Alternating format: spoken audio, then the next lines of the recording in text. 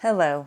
So today I'm going to talk about the other Toltec teachings. And the book I want to talk about today is called Journey to Ixtlan. I don't have a physical copy of the book. I have an electronic copy of the book that I downloaded. So I don't have anything to show you, but this book is really good. I was first exposed to Carlos Castaneda when I was 16 years old. And although there's a lot of controversy about whether it was true, whether Don Juan existed, all of it, I can tell you that when I read those books, it touched me very deeply. I was so interested in this world that Don Juan was talking about being a sorcerer and a warrior. And I read most of the books back then when I was a teenager, but the books don't really explain how you could live like a warrior. And there is an overemphasis on drugs, like peyote specifically. He talks about peyote as drugs being the gateway to the sorcerer's world. But as we know, the Toltec path from Theon Mares, there is no drugs. And I would say that Carlos Castaneda's books are a very poetic way of conveying the teachings. And they're a very left side way of conveying the teachings. But when you go into the world and walk out into it, what do? So I had to put those teachings away, and until I found Theon Mares, I didn't really know what to do. But once I found him, that was the practical application of the path, not the poetic explanation of the path. And I do have a lot of thoughts about Carlos Castaneda. I read a lot of books that the women around him wrote, and it's pretty clear that at the end of his life, he died sick, and he was surrounded by these women that were manipulating him, and he was manipulating them, and it was very unhealthy. And you can tell that the way the teachings were presented to Carlos, yes, he was able to write about them, but he was not really able to live them out. If we're talking about the schizo's journey, if anybody's heard of the schizo's journey, in step 8, you get a little bit of power, and the temptation is to go out and cash in on it. And I believe that's the path that Carlos took. Instead of going all the way with the teachings, he chose to take the little piece of knowledge that he had and go out and send it into the world and become rich and famous and indulgent. And so that is where he kind of fell off for me. You have to look at this man in context. We look at all these men and women at their lives in context, and that a lot of times gives you deeper understanding of how to conduct your life, or at least that's what it is for me. But Journey to Ixtlan is what is called Stopping the World, or he calls it Stopping the World. But right now I'm going through the same teachings on the other side, on the practical side, and it's really interesting the way that Don Juan plays with him. When I was 16, I didn't understand this stuff, but now reading it again, I understand that Don Juan is stalking Carlos. He is playing a part to try and elicit responses, and it's very obvious. And it doesn't seem to be that it's so obvious to Carlos. And Journey to Ixtlan is, like I probably said, the third book. And Carlos just in the beginning keeps begging him for peyote. He's like, what about all these drugs? What about all these drugs? And Don Juan will stalk him and take him out into the desert.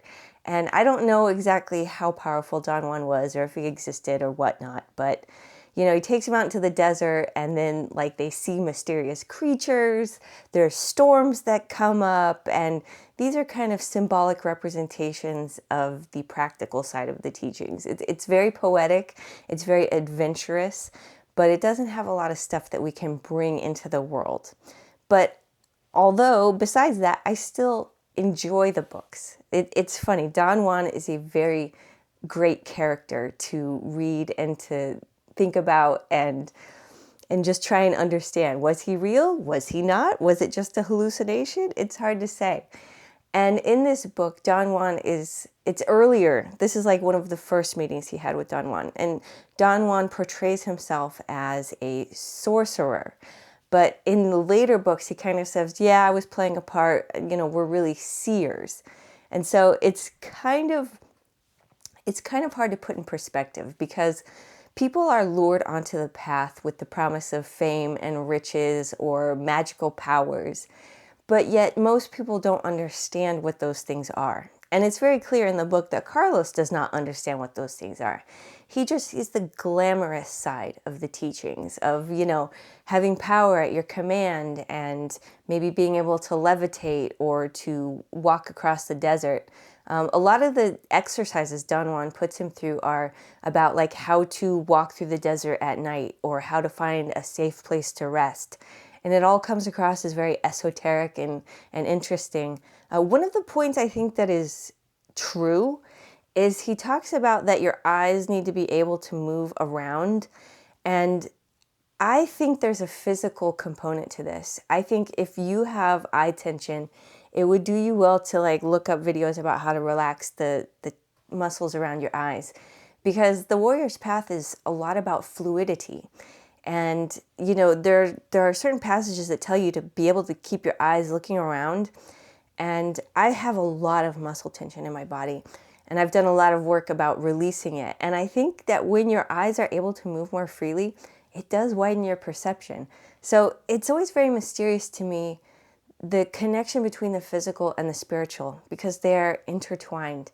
On my spiritual journey, I absolutely ignored my body because it was always so full of pain and being tortured by people.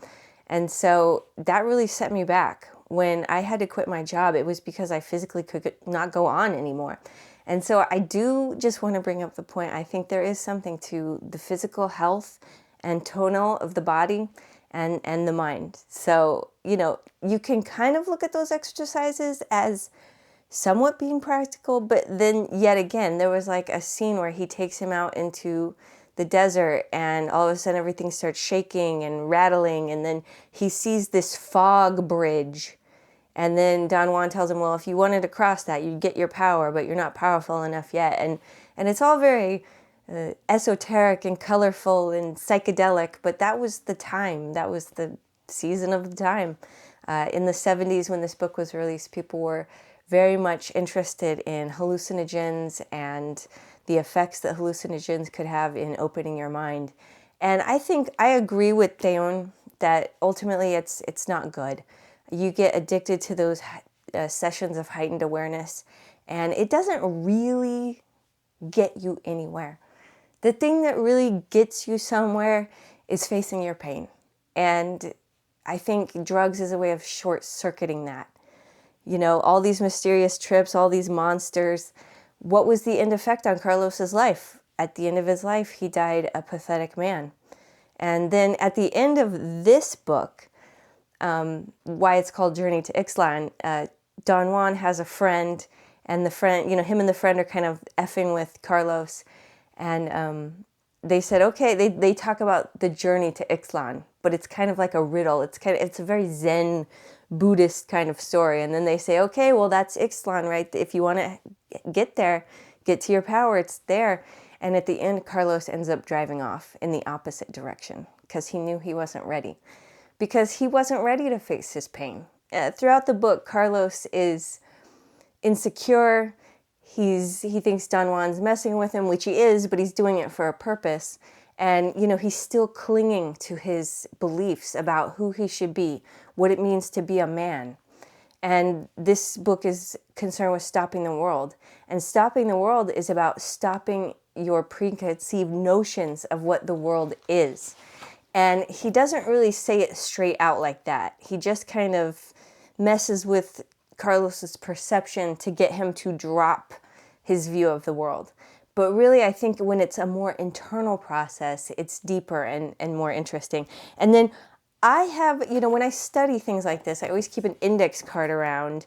If you want to see what I'm doing such a terrible job. Yeah, so I keep notes of the quotes that I like so that maybe I can go back. I highlight my books. I take notes, all of it. But these are some of the quotes that I really liked.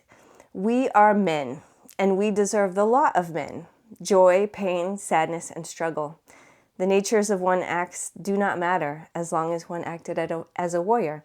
And I really love that because it's telling you straight up, this isn't about being happy all the time or shooting lightning bolts out of your fingers. It's about accepting our lot as humans and acting impeccably within that framework, because that is where the power is. We are so deceived about the nature of power and what it really means. And it's so hard to explain, but once you see it, once you get to the other side, you understand why all that other stuff was just stupid. The mood of a warrior calls for control over herself and at the same time calls for abandoning herself. And this has something to do with going into battle. When you go into battle, you choose your battle, the timing and circumstances. You prepare yourself. You do everything that you can. But then once the battle starts, you abandon yourself to your fate. You stop caring about what happens, whether it's good or bad, because it really isn't about what other people think of what you're doing. It is you and the spirit and how you are interacting with this world. Many people will not understand what you're trying to do. Many people do not understand what I'm doing, but I am impeccable in spirit, and so I keep plowing ahead. Power commands you, but it also obeys you. And when you learn to obey the commands of your heart and walk the ways of power, at one point power will lay itself down at your feet and you can then pet it. So proper mood takes you beyond your limits and it cuts through the crap. And this is book 2 of Theon's Cry of the Eagle. The proper mood of the warrior. I have gone so far beyond any limit I thought I had. I hate my voice. I don't like the way I look. I don't like recording myself or listening to myself. And yet, here I am making videos, and I listen to my own videos, and I can't believe that I'm so far beyond my limits. It sounds like such a small thing, maybe to other people. But for me, it's huge. I mean, I may not look like much, but man, I'm doing a lot more than I ever thought I could. And I'm trying to share that with people. You can do way more than you ever thought, but you have to have the proper mood. To regard the lion, rat, and man as equal is a magnificent act of the warrior spirit. It takes power to do that. And this is the power that most people don't want to take. Most people don't want to believe that they're equal to the rock and to the mouse and to their enemy and to their friend. We want to put people up on a pedestal and worship them and say, give me the answers. But that's externalizing the truth. The truth is in you. It's in you. And so we are all expressions of the one life.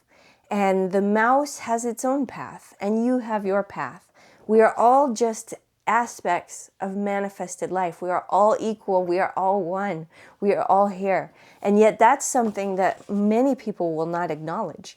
And if they won't acknowledge it, power is just going to pass them by. And that's the truth of it. It's kind of funny. Nobody is doing anything to anybody. Assume full responsibility. This is something echoed in Cry of the Eagle. No one's doing anything to anybody out there. You're doing it to yourself. You're doing it to yourself. Assume full responsibility for your life. Full responsibility, no matter what happens to you. And it's not about blaming yourself or being in shame. It's about honestly, soberly assessing the results of your actions, the results of your life, and saying, okay, I did all this. And once you assume full responsibility, that gives you the power to change it. And so often people want to cover up their bad feelings with drugs or food or mindless activity, prayer, chanting, lighting candles. No, those things are pointers to the deeper truths of awareness. Facing your pain is very horrible and ugly, and yet it's worth it. That's all I can say. So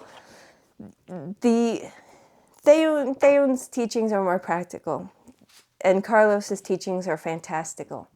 But I think between the two, I think both are important, both are worth reading. I mean, I read a book every other day, so it's pretty easy for me. I know it's not always easy for others, but I like teachings, I like things reworded in different ways. If one thing doesn't work for you, you approach it in another way, because our brains are all different. They all have different programming. And it's like, I don't know what the combination of magical spells that is going to change my consciousness. So you just keep changing it up. And, if you want to ever get deeper into teachings and learning, the best thing you can do is reword these things in your own words. How would you explain it to yourself? I have achieved so much benefit from reading these teachings that have soaked into me for 10 years and then trying to explain them to someone else. It's not easy, yet all the work and things that I've done, all the time I've spent living the teachings, reading the teachings, has made it a little bit easier, but it's still hard. And that deepens my understanding. So I keep going because I'm getting so many spiritual gifts from this, and power, and maybe, someday everyone is going to be thrown into the unknown and they're going to be looking for answers. And this is just my little piece of the answer. That, I've been moved by so many YouTubers, so many videos of people's stories. And so I'm giving back. And so I would say that if you're interested in Carlos Castaneda, I would read his books. They're good. But I would not take peyote or look to get into heightened awareness through drugs, because it's not going to lead you to power or clarity, sobriety, or anything like that. It just won't. But yes, Journey to Ixtlan, very good. Most of the books are really good. I think some of them towards the end, he was trying to stretch out the concept a little bit. But he wanted money. He was being powered by greed at that point. But the first three, yeah, they're solid gold. They're interesting. They're fun to read, and they expanded a lot of people's minds. So go out, begin your journey today.